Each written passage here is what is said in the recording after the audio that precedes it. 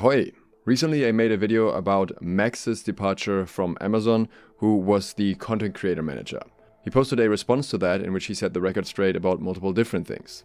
In order to have some balanced reporting on this rather than just my own speculation, I figured it's only fair that I share this with you as well, so you get more of Maxwell's perspective. This response, however, is also interesting just by itself because it gives us a bit of a glimpse behind the scenes. Now, while the posts I am showing you are completely public, I would like to request that you don't bother Maxwell on various platforms or message him about the video. As you can tell, he's perfectly aware of the previous one existing, but he doesn't need a bunch of people spamming him about a video on a game that he no longer works on. With that out of the way, let's get into his post. The rumors are true. I left Amazon Games at the end of June. Not for any of the reasons listed in this video, which I think is hilarious, but sometimes things just don't work out. While I don't want to go into all the details that led to my decision, I know it was the right choice to make. As a reminder, the main possible reasons that I mentioned in the video was that he either left by himself, that Amazon may have let him go because they may have been unhappy with how the event that he was likely handling turned out, or that they was generally unhappy with how the creators were handled.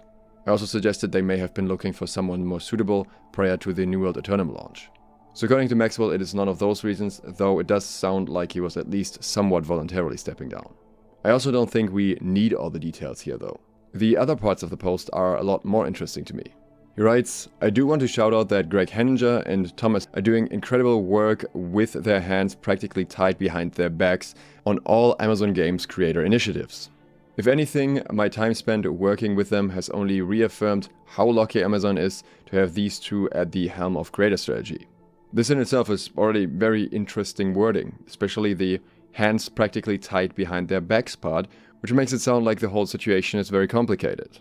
I previously mentioned similar things in relation to Scott. Scott takes most of the blame for whatever is happening with New World, and I've said multiple times, we don't actually know who is in charge, who's making the bigger picture decisions, and on what level that is taking place. And it sounds like that may be the same issue here. It might be that someone above the creator team is deciding things very differently and making things very difficult for this team, hence the hands tied behind their backs. Continuing with the post. Hopefully they continue to get the support they need internally to keep breaking records across all platforms. I'm sure whoever lands at Amazon Games next will be set up for more success than I was. I will be continuing to cheer them on from the sidelines as I look for my next opportunity. Again, there's pretty much an implication here of Max not being set up for success, and that's gonna make you wonder, why was he not set up for success? What happened there? He ends his post by saying, also, I think we use LinkedIn to mostly highlight our successes, but not enough to share when things don't work out. This is one of those posts, and I still think my biggest accomplishments in my professional career are yet to come. I absolutely hope that will be the case for him, and I wish him the best of luck. Well, even in my last video, my complaints were about the lack of clarity regarding the role and how content creators are managed, rather than against Maxwell as a person. I wanted to emphasize again that I wish him as a person nothing but the best. Even more so when we contextualize this with another post that he made 2 months ago. Because the approach he describes here sounds very creator-friendly and very productive, so my impression is now more leaning towards him being somewhat blocked from doing the things that he was wanting to do. The post is as follows. As I come up on my first 3 months as the Amazon Games Creator Program Manager, I've spotted an interesting trend in the gaming industry. It seems that many publishers and developers and their creator programs are utilizing earned and organic creators mostly as fillers in their paid activations or to bolster internal marketing initiatives. While this tactic may move the needle in the short term, it neglects the crucial aspect of long-term collaboration and trust building with earned creators.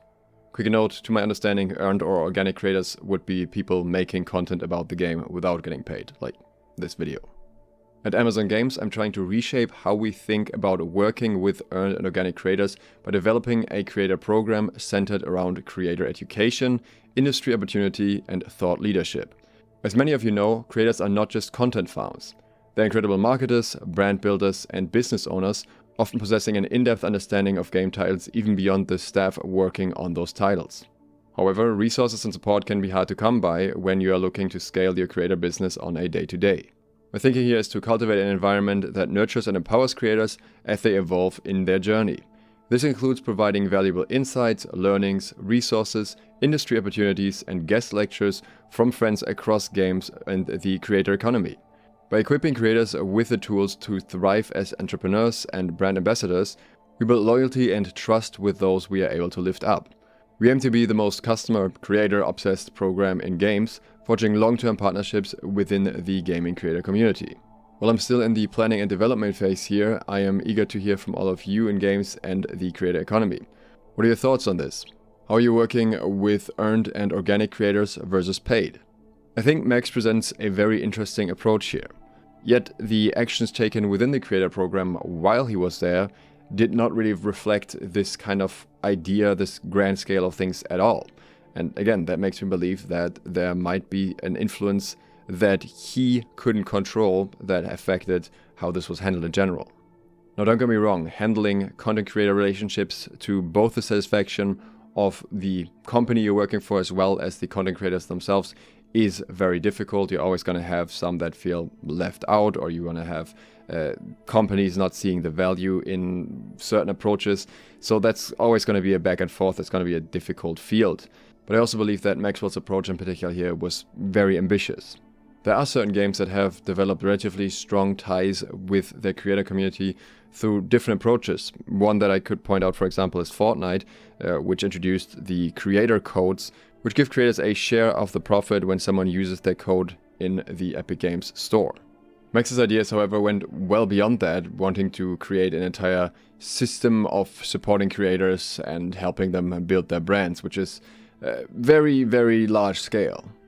I would have loved to see that play out, but clearly that was not in the cards.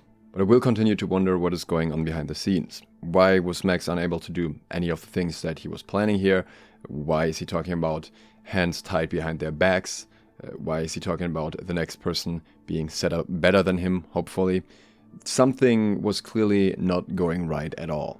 I think in some ways that is representative of the larger picture. We've just seen the delay of the console test, so clearly it's not the only department where things aren't quite going according to plan, or at least some blockers are being put somewhere by someone or something. There's pretty much no chance we'll get the full picture here, because a lot of this will be tightly locked down under NDAs, especially when it's among the employees. Unlike many of you, I don't inherently believe that this spells the end for New World, because I think the future of New World will very much be decided the day that console releases. That will be when they determine if it's worth investing into in the future or not. But of course, learning a bit more about what's going on behind the scenes isn't exactly motivating at the moment. It's not exactly giving us the impression that things are going stellar there. Not that I ever thought they were. But I'm very glad that Max will share his perspective with us, and at this point we can just wait and see what the future holds. If you enjoyed this video and you want to see more like it, consider subscribing and clicking the bell. If you'd like to support me further and get early trading tips in return, then you can do so on my Patreon. Thanks to all of my patrons who do exactly that, and thank you for watching. Duke Sloth, out.